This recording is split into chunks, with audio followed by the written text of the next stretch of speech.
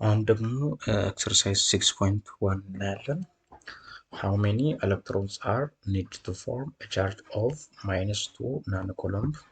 B ደግሞ how many electrons must be removed from a neutral object to leave a net charge of positive 0.5 microcoulomb ማለት ነው። መጀመሪያ ይህን እናያለን። ይሄ ምንድነው የምለው how many electrons are needed to form a charge of -2 nanocoulomb እና -2 ናኖኮሎምብን ፎርም ለማድረግ ምን ያህል ኤሌክትሮን ያስፈልገናል ነው ብሎ ማለት ነው። ጊቭን አለን ጊቭን ኤሌክትሮን ኢዝ ኢኳልስ ቱ -2 ናኖኮሎምብ።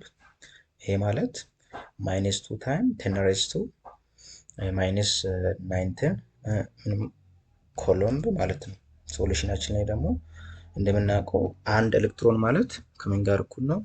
ከ-1.6 ታይም 10 ሬይዝ ቱ -19 ኮሎምብ ጋር እኩል ነው። እዚህ ጋር የተሰጠን ደግሞ ኤሌክትሮን -2 ታይም 10 ሬይዝ ቱ -19 ኮሎምብ ነው። ስለዚህ የተሰጠን ኮሎምቡ ቻርጁ ተሰጥቶልናል። የተፈለገው ደግሞ ስንት ነው? ምንድነው? ኤሌክትሮን ነው። ኤሌክትሮን ለማግኘት ደግሞ ኤክስ ኢዝ ኢኳልስ ቱ -2 ታይም 10 ሬይዝ ቱ -19 ሶሪ ማይነስ ናኖ ኮሎምብ ማለት 9 ነው የሚሆነው ማለት 10 ሬይዝ ቱ -9 እዚህ ጋርም 10 ሬይዝ ቱ 9 ነው የሚሆነው ማለት 10 ሬይዝ ቱ 9 ኮሎምብ ማለት ነው። ሶ ይሄን ምን እናደርጋለን? ክሪክሮስ እናደርጋለን ማለት ነው። ክሪክሮስ ኤክስን ለማግኘት ይሄኛውን ከዚህኛው ጋር ይሄኛውን ደግሞ ከዚህኛው ጋር ክሪክሮስ አድርገን ምን እናገኛለን?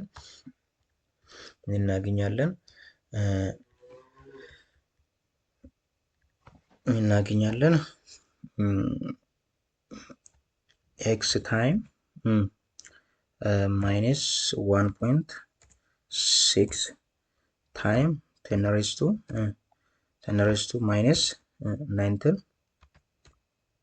ኮሎምብ እናገኛለን ማለት ነው። 10 ሬይዝ ቱ -19 ኮሎምብ እናገኛለን። ኢዝ ኢኳልስ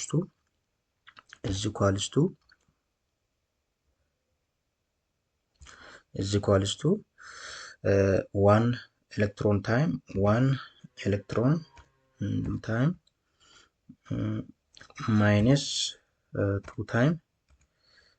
10 ሬይዝ ቱ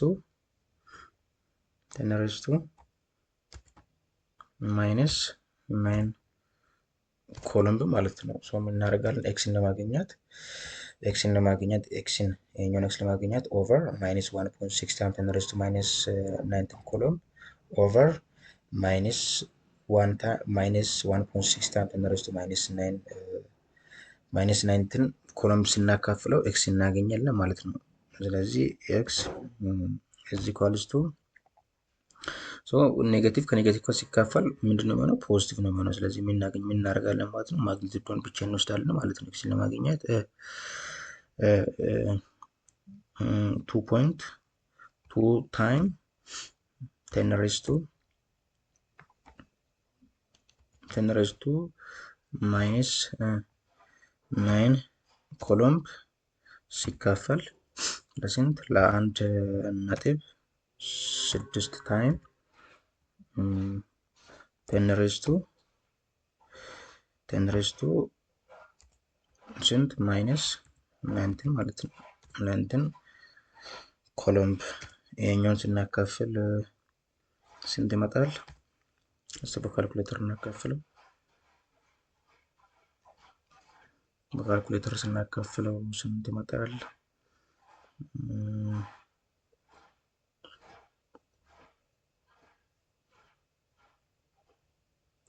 ስንት ይመጣል?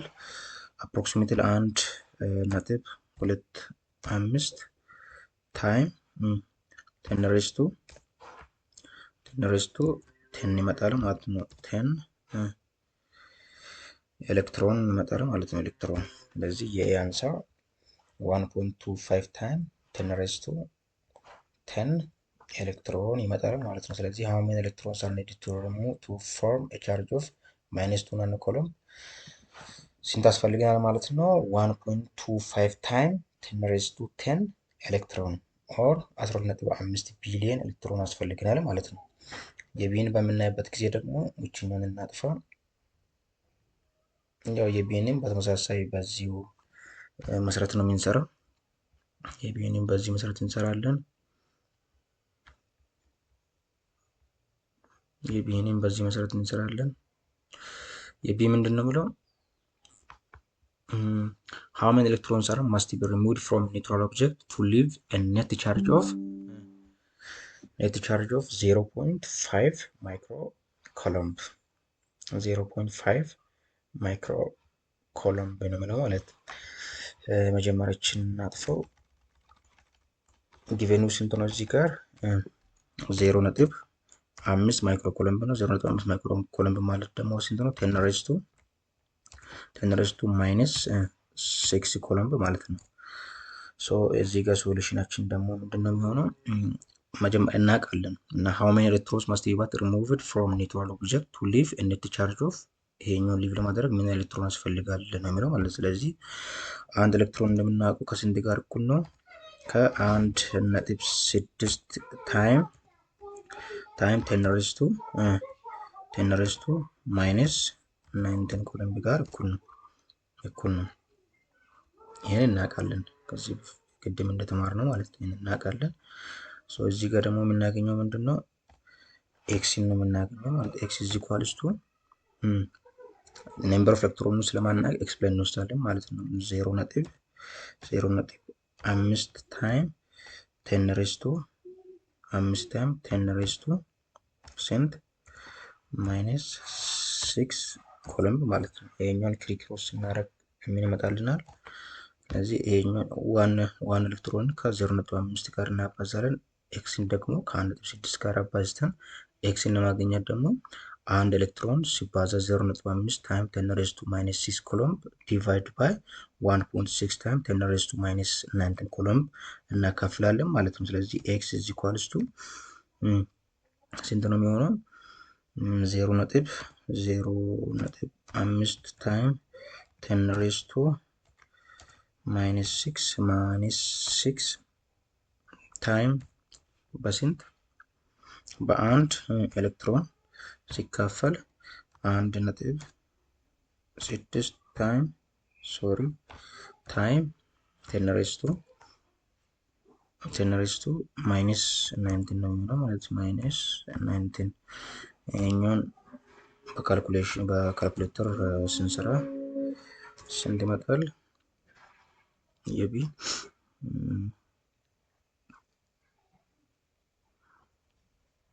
በካልኩሌተር ስንመታ 3.12 ታይም 10 ሬዝ ቱ 12 ይመጣል ማለት ነው። 10 ሬዝ ቱ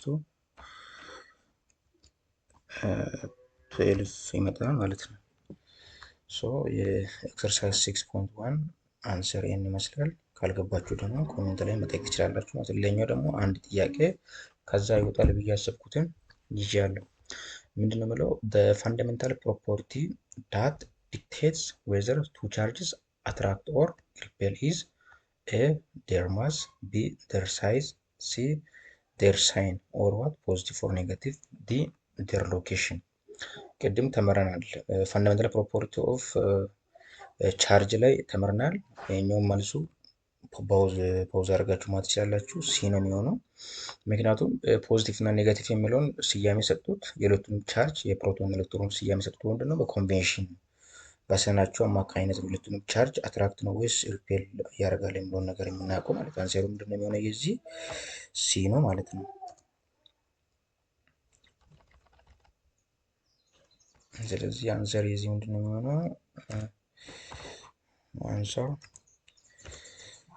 አንሰር ሲ ይሆናል ማለት ነው። ያልገባችሁን ጥያቄ ይሄን አስተካክል የምትሉኝን በኮሜንት ሴክሽን ማስቀመጥ ትችላላችሁ። ከተመቻችሁ ደግሞ ላይክ፣ ሰብስክራይብ እና ደግሞ ኮሜንት ማድረጉን እንዳትረሱ። አመሰግናለሁ።